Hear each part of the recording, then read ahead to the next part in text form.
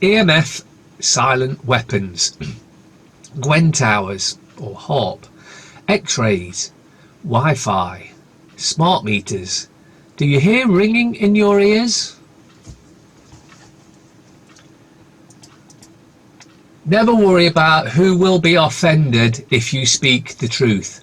Worry about who will be misled, deceived and destroyed if you don't. A few facts about slavery. All races kept slaves all throughout history. Most of the American slave ships and American slave markets were run by Jews, but no one blames modern Jews, because then if anyone today says anything was run by Jews, they're immediately dismissed as a crazy anti-Semite, regardless of whether or not it's the truth. When the transatlantic slave ships docked at Africa slave markets to buy slaves, they were brought slaves who were already slaves. It was Arab Muslims and black Africans themselves who captured members of rival tribes and took them to the coastal slave markets to sell on to the whites and Jews. White people didn't go into Africa and kidnap free black people. They barely needed to get off their ships to buy slaves. It was like buying McDonald's at a drive-through. The slaves were already at the slave markets in chains ready to go. In the 16th to 18th century, Africans enslaved 1.5 million white Europeans in the Barbary slave trade.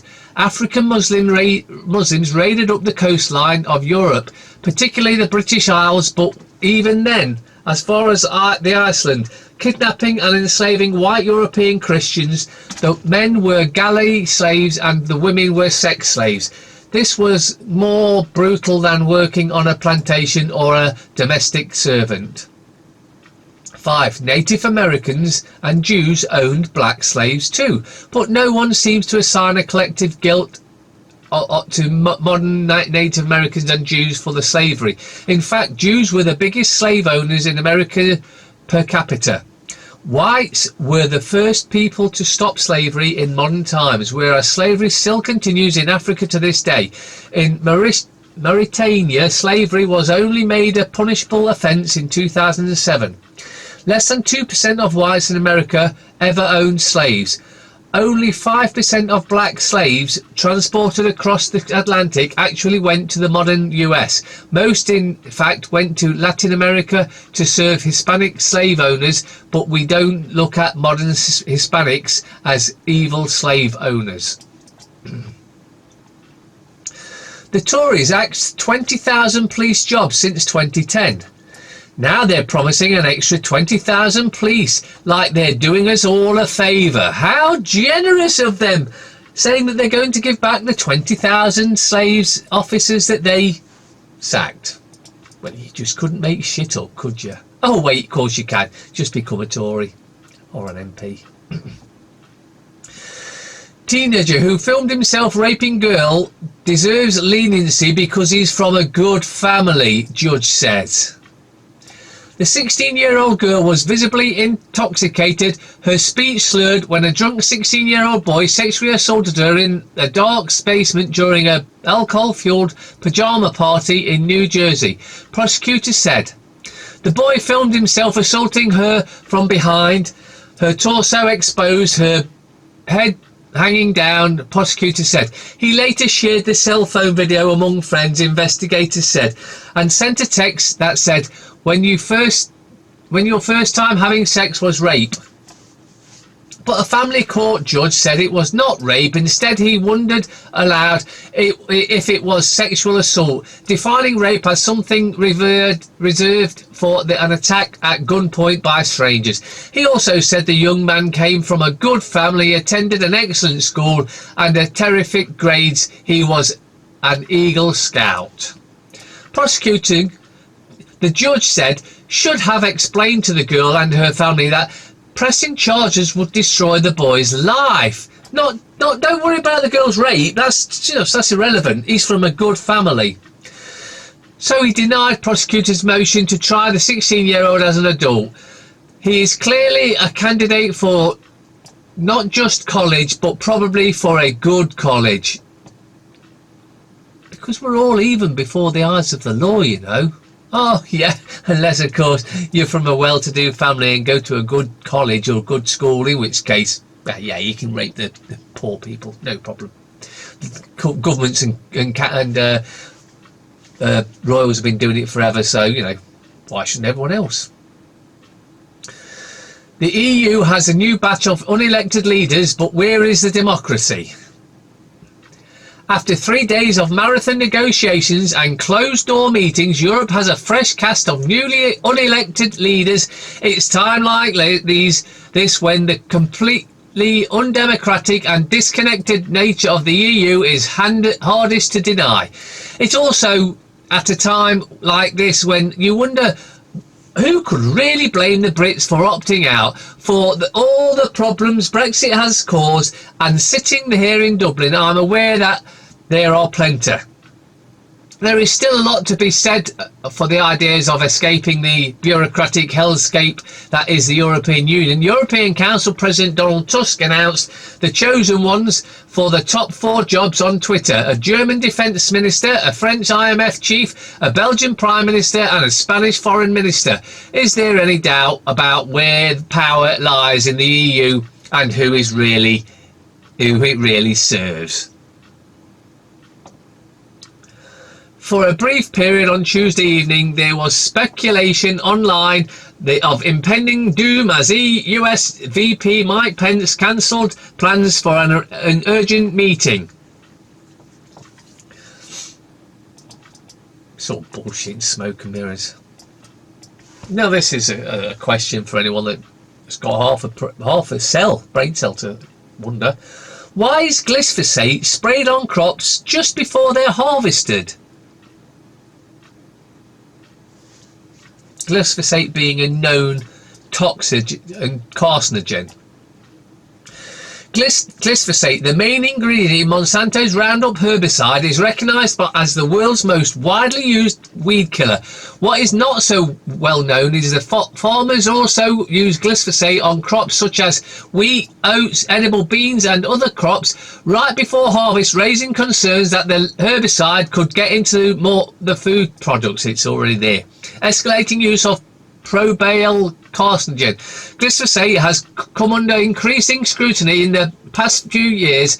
Last year, the World Wildlife Organization Cancer Group, the International Agency for Research on Cancer, classified it as a probable carcinogen.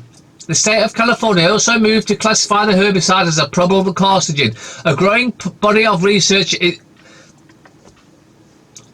on cancer research is documenting the health concerns of glyphosate as an endocrine disruptor, and that it kills beneficial gut bacteria, damages the DNA in human embryonic, placental and unembryonic cord cells, and is linked to birth defects and reproductive problems in laboratory animals. What is not so well known is the farmers that also use glyphosate on crops such as wheat, oats, edible beans and other crops right before harvest. A recent published paper describes the escalating of glyphosate. 18.9 billion pounds have also used globally since its introduction in 1974, making it the most widely and heavily applied weed killer in the history of chemical agriculture. Significantly, 74% of glyphosate sprayed on crops since. Just propaganda. This is just killing us. Scientists claim to have developed world's first vaccine with artificial intelligence. Okay then. A new flu vaccine. What's up with the old ones? Oh, none of them work. Oh, that's right, yeah. Designed by artificial intelligence, has gone on trial in the United States in what researchers are claiming is a world first. Scientists at Flinders University in Australia have developed what they describe as a turbocharged flu vaccine with an extra component that stimulates the human immune system to make more antibodies against the flu virus than a normal vaccine, thus making it more effective. Believe that and you'll believe the rest of the crap they come out with. Detective published book exposing high-level government paedophile ring, shot in the head days later. 9 days after a former police detective published a book exposing high-level government paedophile ring that murdered children, he was shot in the head. A former police detective and author of a bombshell book that exposed a massive paedophile ring made up of high-level government officials and was found shot in the head last week, while officials are calling it a apparent suicide. Oh, piss off. His family is claiming that he told them he would never kill himself and that people were after him because he was about to expose even more high-level government paedophilia. Mark Minnie, author of the controversial book The Lost Boys of Bird Island, devoted his post-priest life to exposing the corruption and horrifying paedophile and he discovered while working as a detective. Minnie and his good friend Chris Stein, also a former cop turned investigative journalist, worked together on the book to expose the government and business community who took children to Bird Island, where they were abused and some possibly murdered. The book details the level of their involvement in the paedophile ring, abuse of the children, alleged acts of murder to cover up the crimes, as well as corruption and abuse of high-level state response resources by the network members. The book details the corruption within the last apartheid government of South Africa and implicated officials all over the top, includes Defence Minister Magnus Malan and the Minister of Environment Affairs John Wiley. Before his death, Minnie announced that he was approached by many more people with even more damning evidence, which planned to reveal is a sequel to the book. However, he died before he could finish it. The book was published earlier this month on August 5th, and only 9 days later, Minnie was found dead. Officials claim they found a suicide note at the scene, but his family says they don't believe it at all. Tessera Dodo, a family member of Minnie, told reporters that just days before he died that if anything happened to him, they must know he was killed. He mentioned that to us all that time that his life was in danger, and if anything happened to him, we must know that it was done to him, not by himself, she said. In 1789, Alexander Hamilton becomes the first Treasury Secretary of the United States. Hamilton was one of the many founding fathers who were Freemasons. He had close relations with the Rothschild family and owns the Bank of England and leads the European Freemason movement. George Washington, Benjamin Franklin, John Jay, Ethan Allen, Samuel Adams, Patrick Henry, John Brown and Roger Sherman were all Masons. Roger Livingston helped Sherman and Franklin write the Declaration of Independence. He gave George Washington his oath of official while he was Grand Master of New York Grand Lodge of Freemasons. Always stand together, never let one brother succeed while another fails. Words spoken by a father to his 5 bright-faced boys. Thus was the foundation of the home of the Rothschild laid, all for one and one for all. Washington himself was Grand Master of Virginia Lodge on the General Office of the Revolutionary Army. 33 were Masons. They were highly symbolic since 33 Masons became Illuminati.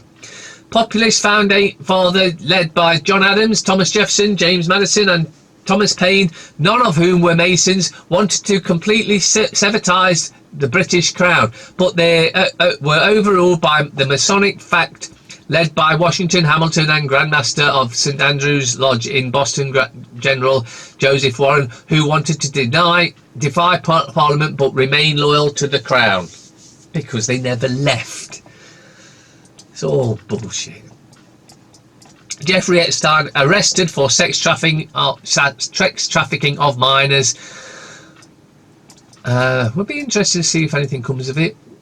Billionaire paedophile Jeffrey Epstein was arrested for allegedly sex trafficking dozens of minors in New York from Florida between 2002 and 2005 and will appear in court in New York on Monday, according to 3 law enforcement sources. Epstein, who owns a New York City mansion and an island in the Caribbean, was being held at the federal lockup in Manhattan ahead of the court date. Saturday's arrest by FBI, new NYPD crime Against Children task force comes about 12 years after the 66-year-old financier essentially got a slap on the wrist for allegedly molesting dozens of underage girls in Florida. For more than a decade, Epstein's alleged abuse of minors has been the subject of lawsuits brought by victims, investigations by local and federal authorities, and exposés in the press.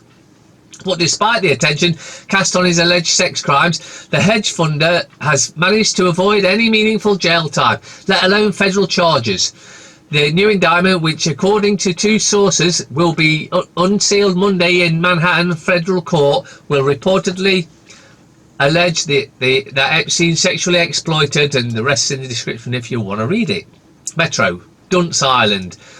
Are this year's crop of Love Art contestants the two TV show dumbest yet?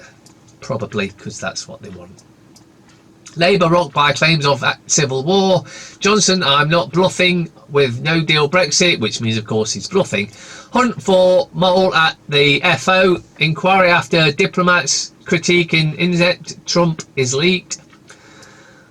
Vinny heartbreak as his wife dies aged 53. Renee's show of Pride in London. 60 seconds with Who Dares wins Jason J. Fox. A new wave of yoga. Telegraph.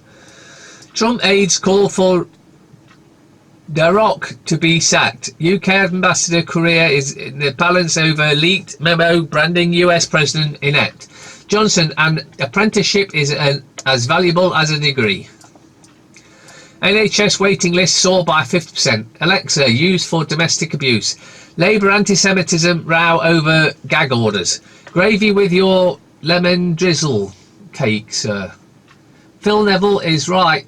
A good effort is not the same as winning. Deutsche Bank to lay off a fifth of workforce. USA too strong as they claim World Cup again. Yeah, it looks like Deutsche Bank's about to go kaput and the whole financial system is going to crash yet again. But hey, you know, we're all in it together, aren't we? Except they know and they've moved the money out of everywhere that's going to lose and have put it into everywhere that's going to make money. Strange, isn't it? Oh, on Stranger Things, the teen show grows up love. Yeah. Leak inquiry launched over ambassadors in Trump cable. Postmen feel pain of online deliveries as dog bites rise. Johnson faces Tory plot to prevent no deal Brexit. Group of 30 Remain MPs seek to block Britain crashing out of EU. Because they're all a bunch of traitors. Express. Crowning glory. How hats are back in fashion. For parasites. Toxic air cutting short our kids' lives. Boris, no deal Brexit is nothing to fear. Bureaucrats need to look us in the eye and see we really do mean business. Tributes to Vinnie Jones' wife dies of cancer at 53. That's a bit young. And there's loads of cures. The Guardian. Annabelle Ware, my wife worked to do the opposite of my mother. Operation cancelled in standoff with consultants. Climate crisis disaster occurring weekly. UN. Bullshit. Outcry over Labour threat to sue staff in gagging row. Deputy leader deplores efforts to silence officials who try to speak out about anti-Semitism in party. Corbyn's closest allies call on him to kick out key aides who are keeping him captive. Donald unveils plan to split up Treasury and devolve operations to north of England. Inept and unequally dysfunctional. Yeah, the bullshit. Daily Fail. Labour civil war explodes. Gag of ex-staff as party braces for bombshell TV probing anti-Semitism bullshit, because anti-Semitism is total bullshit. McDonnell tells leaders to back second Brexit poll. Corbyn allies are warned against mass cull of MPs. Coco's giggle that says, I'm number one court jester. The scum. Girls don't know their backer from their elbow. Royal exclusive dog and throne Meg to adopt Pooch for Archie. Okay. MPs in call to defend troops. Bullshit lies. Mirror, Vinnie Mai, Rock, Tanya. Citizen Summon recipes. End of school holiday rip-off. MPs and family demand shake-up on reveal breaks can cost 81% more. Yeah, it's disgraceful, but they just rip everyone off. Waste of paper. Summer is saved by 4 more sizzlers. Quadruple heat waves on the way. Yeah, love our more the merrier. That's utter shit from what I know. FT. USA keep grip on World Cup. Deutsche to exit equities trading and hive off 74 billion into bad bank. Ailing lender in radical overhaul. 18,000 jobs to cut. Investment arm takes brunt. Yeah, they're going to come crashing shortly. And it's going to cause the next financial crash. Foreign Office closes ranks after leak of candid views of inept Trump rule. Turkey investigates first ever or threat ever central bank chief firing. And finally, Paddy was telling Mick about his first skydive. When I got the door, I couldn't jump. So the 6'7" black instructor unzips his fly and drops out his 14-inch and says, "If you don't jump, you're gonna get this baby up your arse." Mick says, "Did you jump?" Paddy replies, "A little when it first went in."